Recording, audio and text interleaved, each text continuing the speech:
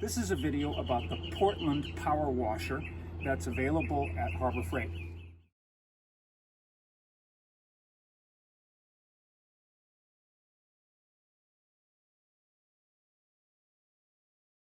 This unit is not very expensive, $89.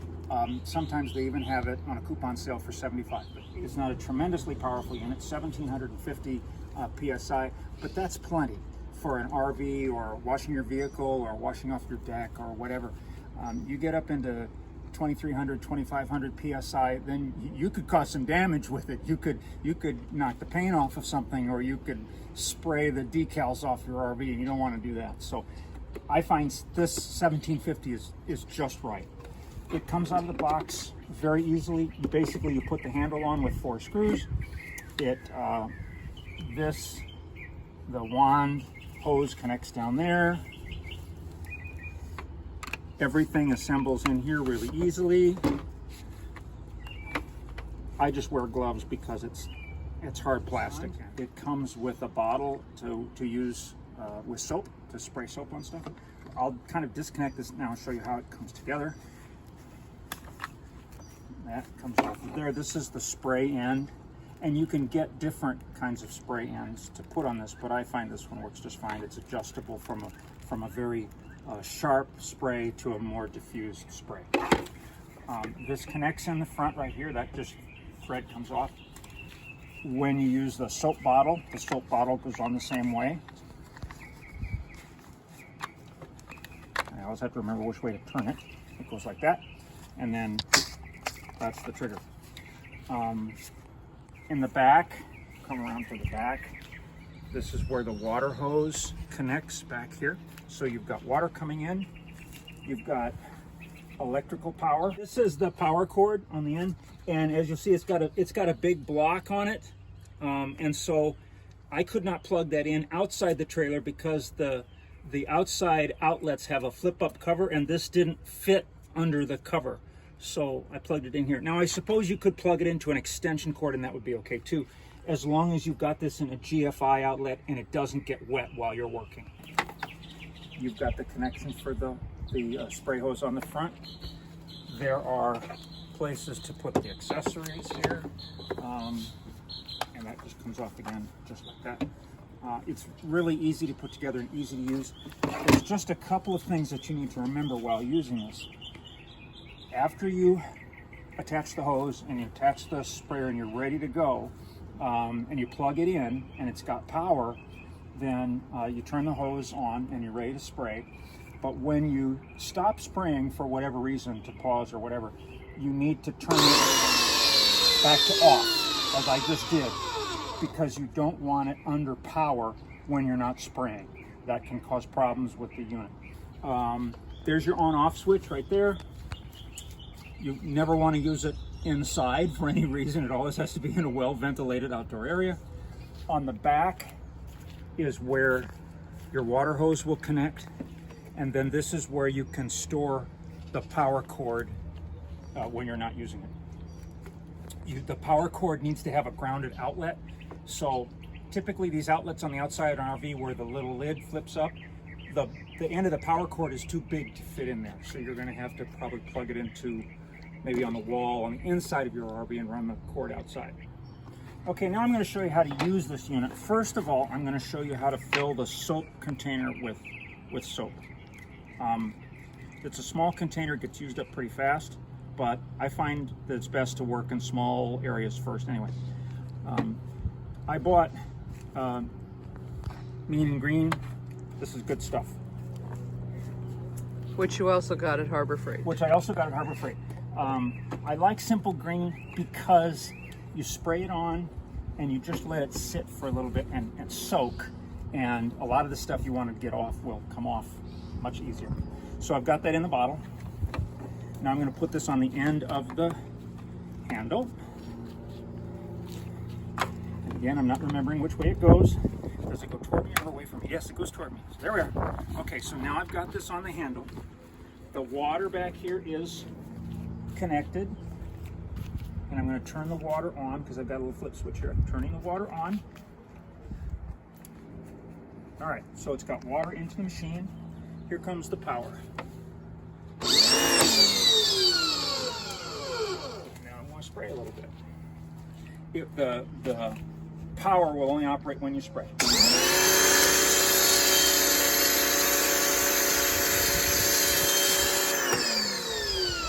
And I'm only going to spray a little bit because I don't want to get the camera person full of soap.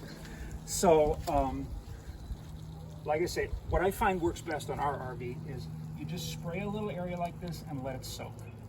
And after it has soaked a little bit, I'm going to give you a couple of other tips that I have. This is a nice brush. I like this brush because it's strong enough to get bird poop and stuff off, but it's not so strong that it'll affect your decals. And I just look to see where the bird poop is and kind of go over it like this. Most of the bird poop was on the roof. Most of the roof, horrible, awful, terrible. Next time we'll do a video before he cleans the roof up and you can see. We are in an abandoned olive orchard that has lots of birds, including some pigeons that were released. They were homing pigeons, and the guy that had them decided he didn't want to have them come home anymore, so he released them. They still hang around. So we have lots of pigeons, and the roof is awful. But anyway, I got that clean. This is a tool I think you want to have when you're cleaning your RV. It works really good with bird poop and stuff like that. It's a plastic razor blade, and you can get this at any hardware store. And it just helps get the bird poop and stuff off. It doesn't damage your finish at all. Of course, you don't want to do it around the decals, but this makes the job go really fast. And then I just use that and this. Between this and the power washer, the job of washing the trailer is cut down by 2/3. I can do this whole trailer in a little more than an hour. It's just really easy. So anyway, once I make sure that I've got everything here, it looks like I have, then I'm going to go back and I'm going to spray again. And I laid the bottle on its side and it dribbled out all over the place there. Nuts. Okay. Well, I'll clean the table when I'm done. So there's that. Now I'm going to take the spray nozzle and put it in here. Now, I violated something I told you not to do. I said when you pause, turn it off. Turn the power off, because you're not supposed to let it sit for a long time with the power on. Oops, I forgot I did that. Didn't hurt anything, but you just don't want to have a situation where the pressure builds up and it busts one of the hoses here. So if you're going to be not spraying for more than a couple of minutes, turn the power off. I'm going to turn the power back on. Now I'm going to spray clear water. Now that's one setting. It's the very pointed setting, and I'm going to adjust it here. I'll show you how I do that.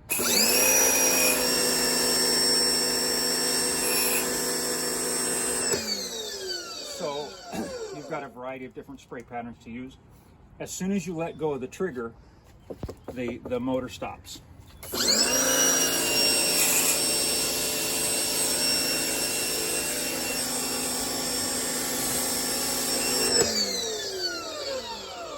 I'm very careful around I did turn the motor off now. I'm very careful around these. I don't think this has enough power to damage them, but I don't want to spray directly on the edge, especially with that pointed pattern. But anyway, I find this works really well. It sprays up high enough so that I don't need to get on the full ladder. I can get on a little step stool and reach everything up on the top. Works well for me. Like I say, it very much cuts down the amount of time that you need to spend washing the trailer, because this does most of the work for you. Harbor Freight, this is not the only one Harbor Freight sells. They sell bigger and more expensive ones, but hey, for our purposes, this works just fine. I use it to wash the truck, use it to wash the trailer. We really don't have a deck here. If I had a deck, I would use it for that. But even for those two purposes, $89, I'm not investing a lot here. And this is a good machine for our needs. It's very lightweight, it's easy to store. You could even take the handle off and store it if you didn't have storage space that tall. So you could take the handle off and put this in any compartment on an RV and take it with you.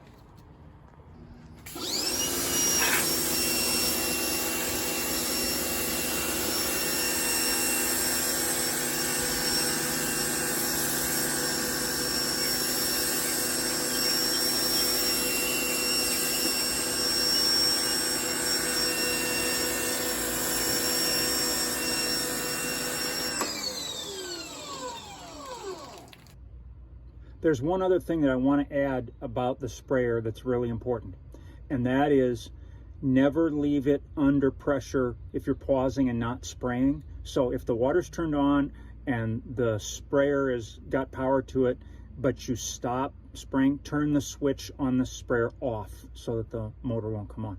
And then when you're done spraying, remember that you've got to depressurize the unit before you can disconnect anything.